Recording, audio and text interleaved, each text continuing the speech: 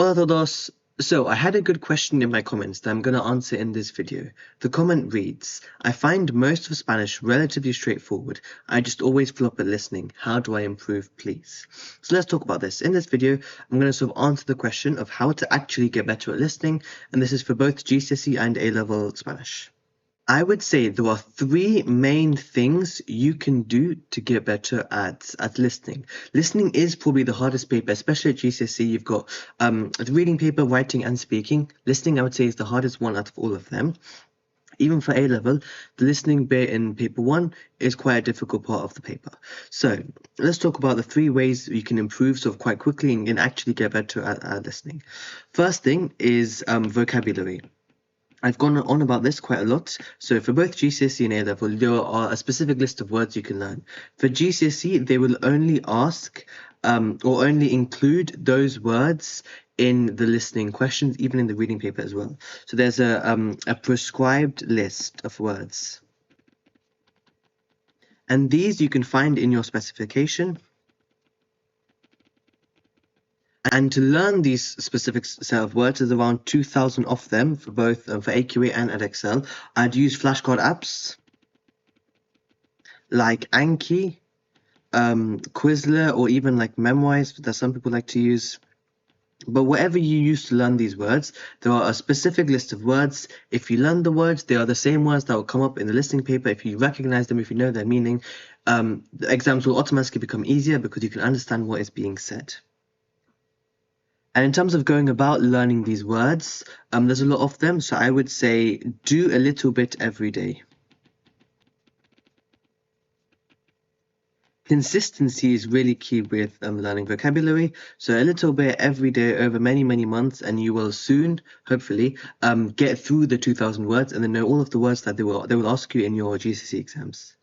For A-level, you don't quite get a specific list of words like you do at GCSE. However, in the textbook, for both AQA and for Edexcel A-level, in the textbook there are a list of words for each module, and these words will very often come up in the exams, but any word can come up. So really try and learn as many words as you can, both from the textbooks to start off, learning the words from the textbook using Anki or Quizlet. I've got decks and stuff linked in the description. But any words can come up. So this is where we'll talk about the next two things, and that's how you can sort of even further expand your vocab knowledge. So any words can come up in the exam. So that's vocabulary. So once you know the words, once you've got the vocabulary down, there's two more things you need to do to get actually good at listening. Vocabulary will help you, for example, with reading a lot, but listening is a specific skill. You've got to practice that skill independently. So let's talk about practicing this skill. YouTube videos is one way of practicing listening to people talk in Spanish.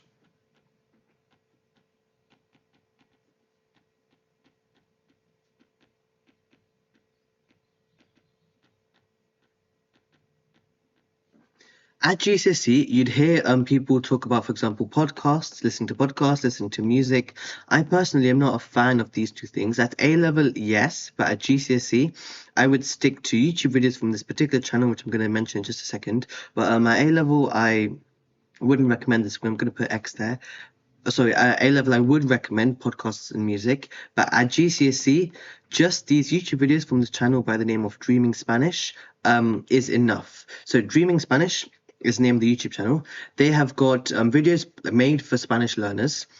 They've got two playlists. They've got a super beginner playlist and a beginner playlist. Both of these are suitable for GCSE, and as you can see, there's hundreds of videos in each of them. These videos will help you a lot with just simply practicing hearing people talk in Spanish. And these are good in particular because they talk slowly, and these are meant for people learning Spanish. And you'll find the majority of words are sort of come up in these videos. They're very similar to a specification. It's not made specifically for GCSE students, but I find that they match up really nicely and they'll help you a lot. Before you tackle actual exam questions, you'll find these are easier than actual exam questions.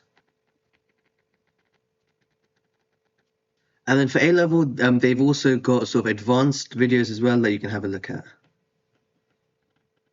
Also to mention for A-level, news, so for A-level in particular, like news videos, and that sort of category of like politics-based videos on YouTube and other sites will help you a lot of just practicing the words and listening to the words that will sort of come up in your A-level exam. At GCSE, the words are like just the questions are easier and the topics are easier compared to A-level, which is more about like politics and those sorts of harder, more social topics.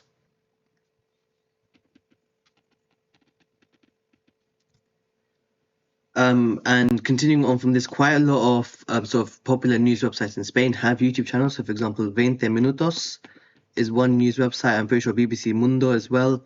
So they've got sort of articles and stuff, as well as YouTube videos that have got the listening aspect to it as well for A-level students. Okay, the final thing, so we've talked about vocabulary, learn the words that will help you a lot. Before you have a look at past papers and exam questions, YouTube videos will sort of gear you up for listening and build you up to exam questions. And the final thing is obviously going to be exam questions. Now, for both GCSE and A-level, I would strongly recommend look at questions from other exam boards. So at some point you will finish all of, for example, if you're doing AQA at GCSE, all the AQA questions, have a look at questions from other exam boards as well. For listening and reading, the style of question is the same for different exam boards. So for writing and speaking, I wouldn't recommend this. But reading and listening, have a look at questions from other exam boards once you sort of finish the ones from your exam board, or you want to leave them for like exams and closer to the real exam. Something I forgot to mention when filming this video is that I've posted some listening walkthrough videos where I myself do an entire paper, and I've put those onto YouTube. You may find it useful seeing how I would tackle the paper, and you can even do the paper yourself before watching me do it. Those videos are in this playlist on screen now. There are certain types of exam questions, for example, multiple choice questions, MCQs. You've got long answer questions, short answer questions, sort of matching up activities as well. And this is all like exam technique that you need to be practicing, because all the questions will be slightly different. They won't all have or require you to answer in the exact same way. And then at A-level in particular, you get sort of gap fill questions. So at A-level, you get, as far as I remember, synonym-based questions, so matching up sort of synonyms, gap fills, and these are all stuff that you need to be practicing. Have a look at the mark scheme for these as well. And I've got specific videos on, for example, the summary questions, so it's scheme. You have a listening summary as well. And I've got videos for these, separate videos for these in particular. Okay, hopefully that all makes sense in terms of how to get better at listening. If you spend around 20 minutes a day or maybe slightly less at GCSE learning words, that's one main big thing you can do, and you'll see massive improvement for that for both listening and reading. This sort of vocabulary will help you both for listening and reading as well. So it's like both papers with one sort of practice, one habit, one way of revising. Then YouTube videos in particular will be helpful for listening, but obviously also you learn words and stuff for reading as well. And then exam questions, you can be doing the listening-based exam questions to get you in the exam mindset and practice. These are the hardest sorts of questions you'll see. And though you will find that they're slightly harder than the YouTube videos, but hopefully from YouTube videos, it's like a nice leap onto exam questions. And you should, over time, get used to listening sort of the exam sort of audio that they use, and just hopefully get more comfortable with these sort of listening based exam questions and get better at listening. That's the aim, isn't it?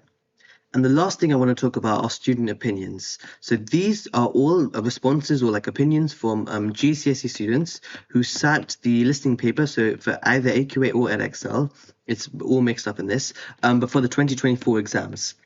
So year 11s who sat the 2024 listening paper, whether it was AQA or foundation tier, higher tier, it's all mixed up. But let's have a read through what students said, their sort of true words. I haven't edited these at all. And I'm going to sort of respond to them and tell them how to help them pretty much. I know they've obviously sat their exams, but hopefully this will help you in terms of picturing your future self and working backwards and see what you can do now whilst we've still got a bit of time before your final exams. So this one talks about the speed, actually, the speed of sort of how fast they think the exam is spoken. So it's almost impossible to be fully prepared for a language exam because they throw in random words which no one understands. They talk at a really fast speed. And if they actually want a shot of people enjoying the subject and actually succeeding, they need to make the exam accessible for those who are not native speakers. So let's break this up. A couple of things. So first, for random words at GCSE, I've said this before. They will only ask you words from your specification.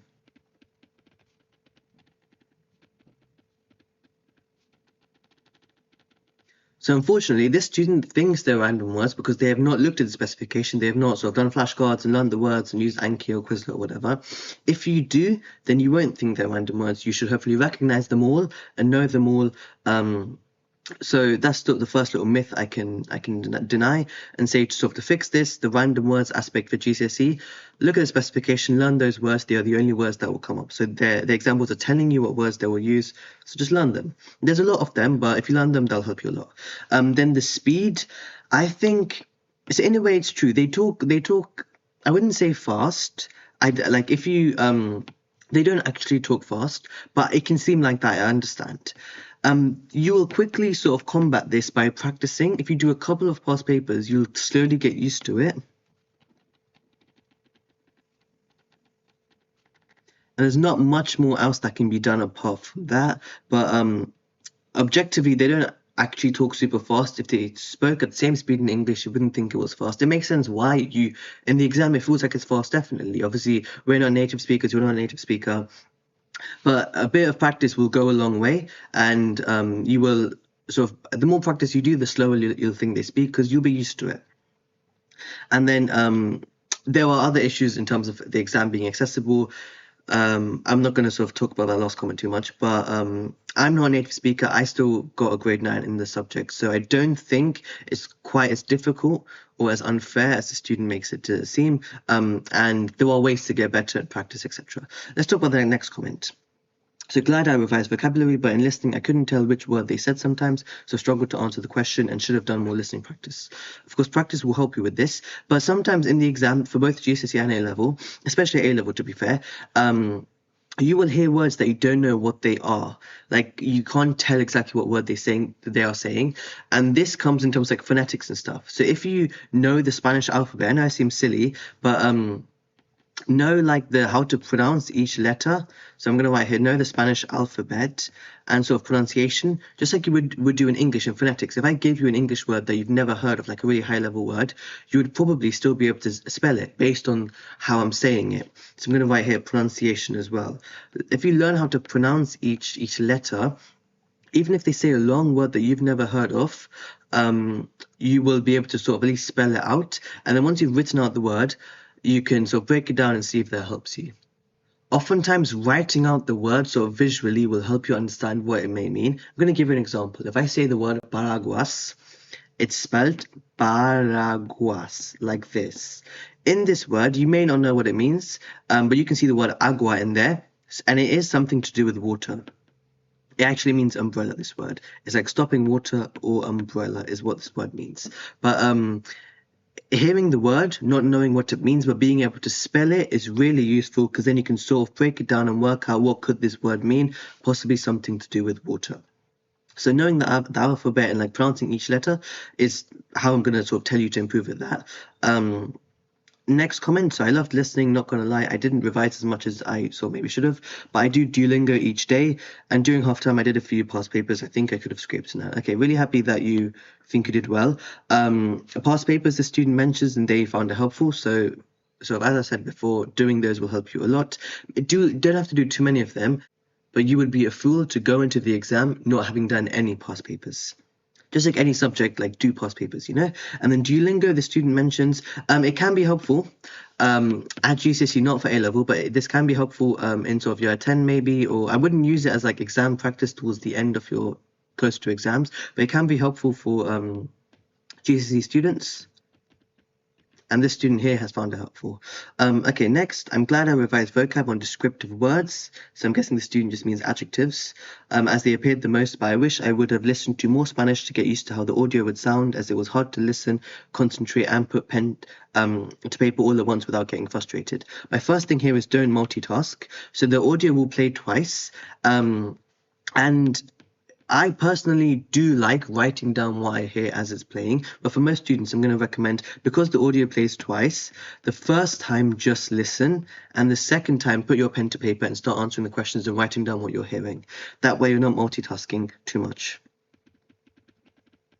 And then, yeah, the second time you can do the actual writing and answering of the questions. And then adjectives are really common words. So learn them because they come up all the time. And then, yeah, practicing listening both through YouTube videos and through exam questions will help you with that bit there. And then in terms of that middle comment there about the audio, how the audio would sound in terms of being hard to understand what's happening, practice is, again, what I'm going to say to get better at that. There's not much else you can do, unfortunately. It's a skill that you practice, you get better at. It may not be your favorite skill. You may dislike listening, but there are ways in which you can improve, as we've talked about. Okay, two more things. I only realized that I can't hear properly. I can't hear things properly in Spanish when I'm writing things down. So I'm something of that. I didn't wait until the beep each time to write down what I heard instead of multitasking. So this goes back to my point I just made there. Yeah, don't multitask. Some people are okay at it. Try it in like sort of exam questions and mocks and stuff. But in the real exam, maybe avoid multitasking, just so your brain can actually listen to what's happening, sort of like feeling sort of the pressure and feeling rushed to do two things at once. The final comment here is there were specific wordings and a lot of false answers in this year's listening. Sometimes all the answer boxes they gave were all very closely related, so it was difficult to determine which one was correct under time constraints. To be fair, I agree with this. This just means the paper was hard. So there will always be distractors, and then as the student says, sort of all the answers are closely related. Each answer in, for example, multiple choice will come up in the text, but only one of them will be correct. So there's going to be what we call distractors, both at GCSE and A level. It's not just for only one of those. For both, there will be distractors in the questions. And this is particularly for multiple choice questions, or MCQs, as I'm going to call them, MCQs. That's the whole difficulty of the paper. The question is a hard question to answer because you can't just pick one of the boxes and guess. They all seem they could be the answer, but only one is truly going to be the answer. One thing to be aware of is negatives. And you'll notice this in exam questions. For example, if you've got your four boxes, and they're going to mention all four of these options in the text, but only one of them will be sort of the positive version. So if the question is like, for example, what does Maria like to eat for breakfast? Something along those lines. Or what does Maria like in terms of food? There'll be four food options. All four of them Maria will mention, but only one of them she will actually like. She may say, for example, no me gusta, and then whatever option C is. So just because you've heard option C being said by Maria, that does not mean option C is correct because she's saying no me gusta. So these little words, negatives, be careful of them. And one other thing I was going to mention is if it looks too good to be true, it likely is. Again, this also applies to A level. So if you see an answer that's sort of directly in the audio as well as the maybe multiple choice, if it's the same words they're using, it's unlikely going to be that option. So if it looks too good to be true, if it looks too easy, maybe sort of reconsider and just double check your answer there. Along with sort of distractors, they love to use synonyms. So they will rarely use the exact words as sort of in your question paper. So in QP, I'm going to write there for the question paper, if it's, for example, multiple choice questions, they will use synonyms.